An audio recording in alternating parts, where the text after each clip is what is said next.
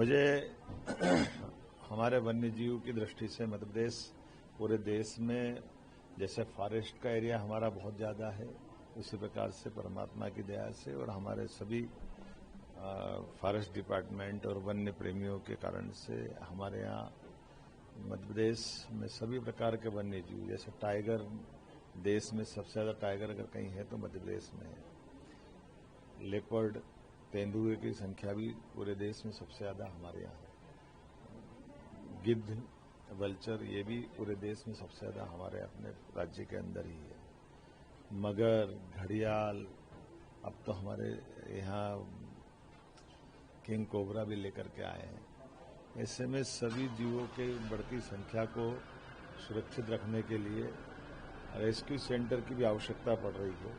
जब चीता भी हमारे यहाँ आए हैं और दूसरे टाइगर अभयारण्य 2 हमने बनाए हैं।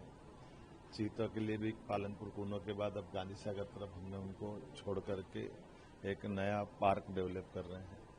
तो उनमें हमारे अपने कई अधिकारियों को मैंने भेजा है कि हमारे यहाँ रेस्क्यू सेंटर संभाग स्तर पर स्थापित होना चाहिए। अभी एकमात्र रेस्क्यू सेंटर हमारा अकेला भोपाल वन विहार में है, क्योंकि जानवर जब घायल होता है तो उसको सही समय पर सही इलाज मिल जाए और उसी आबो हवा से वापस उसको छोड़ दें। कई बार हमने महाकौशल से पकड़ के लाए और उसको रेस्क्यू करके भोपाल में रखते हैं तो उसको यहाँ के वातावरण आबो हवा में दिक्कत आती है। इसी प्रकार से हमारे यहाँ जब पर्यटकों की संख्या बढ़ रही है तो उस दृष्टि से हमारे यहाँ जू भी बढ़ना चाहिए।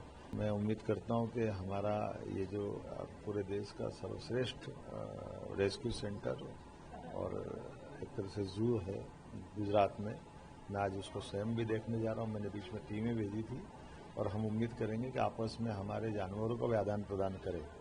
जो हमारे यहाँ जानवर अधिकता में है उनको जरूरत होगी या वो रेस्क्यू से उनको सुविधा से बचा सकते हैं, तो आपस में हर एक प्राणी की रक्षा भी कर सकें और इस तरह से हमारे राज्य में भी क्या विकास हो सकता है।